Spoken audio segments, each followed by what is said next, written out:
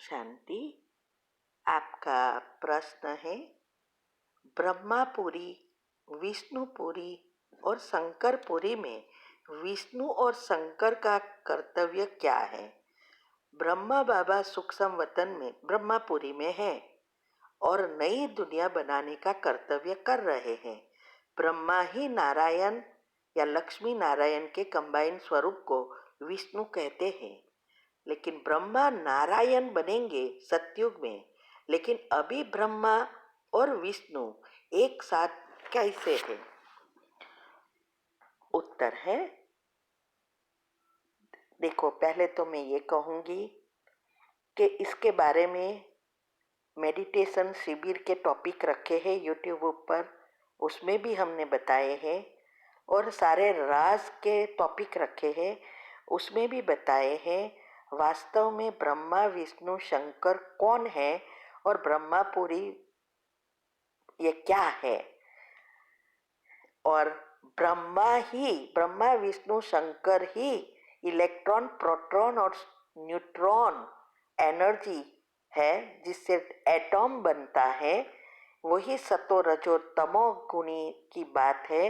ये भी हमने बहुत अच्छी रीति डिटेल में समझाया है कुंडलिनी चक्र के टॉपिक में, सेमिनार में बहुत सारी डिटेल में आप सुनेंगे तो अच्छी रीति समझ में आ जाएगा कि तीनों का कार्य क्या है और कौन है वो, कैसे वो एनर्जी है। चैनल का नाम है शिव शक्ति मेडिटेशन बीके कुसुम। फिर सब्सक्राइब करेंगे तो प्लेलिस्ट में जाएंगे, वहाँ आपको सब कुछ ग्रुप वाइज मिलेगा। साथ साथ लाइक, शेयर और कमेंट भी कीजिए। इससे आपका पुण्य का खाता बढ़ेगा और आप जल्दी जल्दी आगे बढ़ सकोगे, क्योंकि दुआ मिलेगी। अभी ये ब्रह्मापुरी, विष्णुपुरी, शंकरपुरी वास्तव में ऐसी कोई जगह है नहीं। ये एक एनर्जी के लेयर्स है। वो 10 डायमेंशन में आपको समझ में आएगा कि कैसे एनर्जी लेयर्स से ये सारे 10 डायमेंशन बने हैं और उसमें कौन सी आत्माएं हैं जो इस ऊपर के 5, 6, 7, 8, 9 के लेयर में है और 10वें लेयर्स में परमात्मा की एनर्जी के लेयर्स है। तो ये बातें हमने बहुत अच्छी रीति यूट्यूब पर रखी है, तो वो भी सुनो, आभा मंडल को समझो कैसे ये दुनिया चलती है। और हम भी इस आत्माओं से सूक्ष्म शरीर में जो भी चीजें हैं वो सब इस सूक्ष्म वतन से और सभी डायमेंशन से जुड़ी है।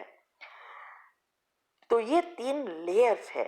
वास्तव में श्री कृष्ण की आत्मा, जिसमें परमात्मा उसके अंतिम जन्म में प्रवेश करते हैं और उसको ब्रह्मा नाम देते हैं।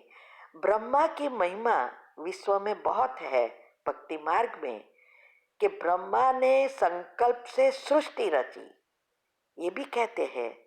और ये भी कहते हैं, कोई किसी को हम अच्छी रीति अच्छे देखते हैं तो कहते हैं ब्रह्मा ने उसको समय देकर अच्छी घड़ा बनाए हैं। तो ये सब बातें बहुत बहुत सूक्ष्म हैं। तो ये ब्रह्मा विष्णु शंकर और कुछ नहीं है, हम आत्माओं की अवस्था है। तो मुख्य आत्मा ये श्री कृष्ण की आत्मा है, जिसमें परमात्मा भी प्रवेश करके उनसे जुड़ते हैं। इसीलिए शिव और शंकर को मंदिर में मिला दिया है। तो मुख्य अवस्था उनकी बनेगी। तो वो पुरुषार्थ करके विष्णु के गुण धारण करेगा और फिर अंतमति सुगति आत्मा की शक्ति बढ़ेगी, वो है शंकर। कोई व्यक्ति नहीं है। तो ये एनर्जी लेयर्स 3 है और हम सभी जो भी भगवान के बच्चे बने हैं वो मुख्य आत्माएं हैं जो सारे कल्प से या सारे सृष्टि से जुड़ी है। तो वो सभी आत्माएं की ये तीनों अवस्था होगी और अंतमति सुगति उसके आधारित होती है। तो नई दुनिया बनाना अर्थात हमारे संकल्पों को परिवर्तन करना, इसीलिए स्थापना पहले होती है, विनाश बाद में होता है। तो स्थापना पहले होने का अर्थ ये नहीं कि स्वर्ग पहले आ जाएगा, नहीं। हम आत्माएं पुरुषार्थ कर हमारे विचारों को बदलकर हमारे ओरिजिनल संस्कार या गुण बाहर एनर्जी के रूप में लाएंगे और सारे डायमेंशन अभी जो नेगेटिव से भरपूर हो गए हैं उनको पॉजिटिव बनाएंगे। और तब शंकर की तीसरी आंख खुली और विनाश। तो बाद में विनाश होगा, इसीलिए कहते हैं।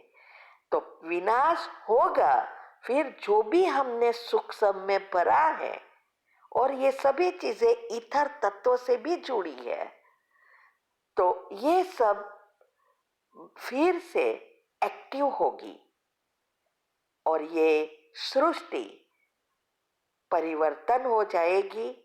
अभी ही हमने एक टॉपिक रखा है कि सतयुग कौन सा डायमेंशन है, तो उसमें हमने बताया कि सतयुग का डायमेंशन नहीं बदलता, वो डायमेंशन वाली आत्माएं इस सृष्टि पर आती है और सृष्टि परिवर्तन करती है। ये बहुत अच्छी रीति वो भी टॉपिक रखा है।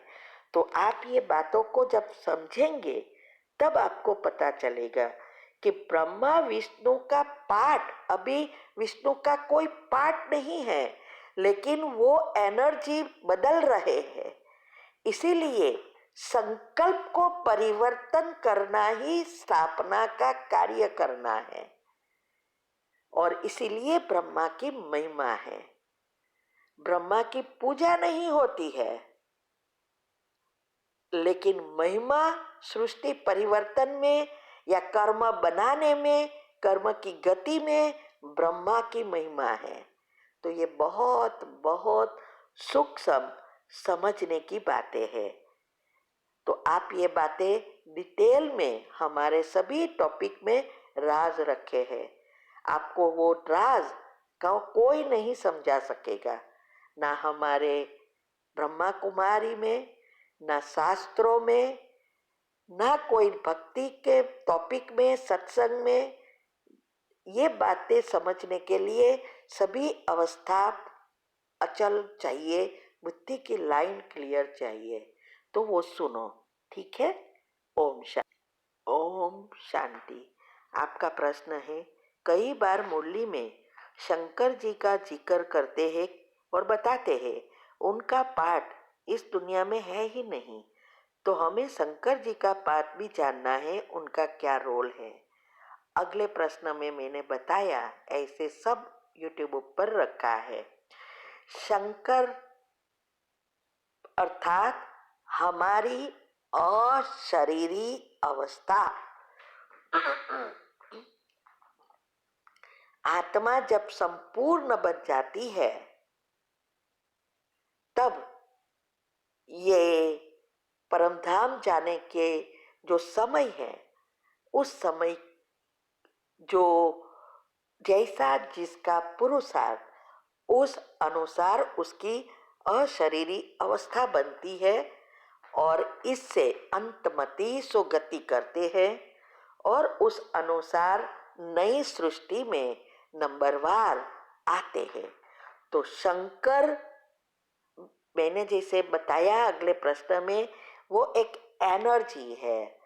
शंकर जी का तीसरा नेत्र खुलना अर्थात वो आत्माएं में नेगेटिविटी संपूर्ण समाप्त और पॉजिटिविटी से आत्मा भरपूर होने से आत्मा की शक्ति और 16 कला फिर से शुरू संपूर्ण हो जाएंगे।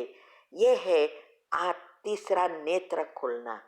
तीसरा नेत्र अर्थात बुद्धि स्थूल से सूक्ष्म और शुद्ध पवित्र बनती जाती है, सूक्ष्म बनेगी, फिर दिव्य बनेगी। ये है तीसरा नेत्र खोलना। और इसके लिए हम सभी 33 करोड़ आत्माएं जो देवी देवता के रूप में गायन है, वो सब यही पुरुषार्थ कर रही है ब्रह्मा विष्णु शंकर बनने का। लेकिन फिर भी 31 करोड़ तो त्रेता वाली बनेंगे, 2 करोड़ जो सत्युग वाले हैं वो भी तीव्र से तीव्र पुरुषार्थ करेंगे। फिर भी नंबर 1 पहले जन्म में सिर्फ 9 लाख आएंगे, और 9 लाख में भी जो स्कॉलरशिप वाले तो 8 ही है, और सेकंड 108 जो श्री कृष्ण के घराने की आत्मा है, दूसरी तो श्री कृष्ण के राज्य में आएगी ना। तो ये सब बातों को समझने के लिए फिर से मैं कहूँगी, हमारे टॉपिक अच्छी रीति सुनो, समझो, पॉइंट लिखो, बुद्धि को घिसो, आपके सारा राज आपके अंदर से बाहर आना शुरू हो जाएगा, जैसे हमारे में से आता है। ठीक है। ओम शांति।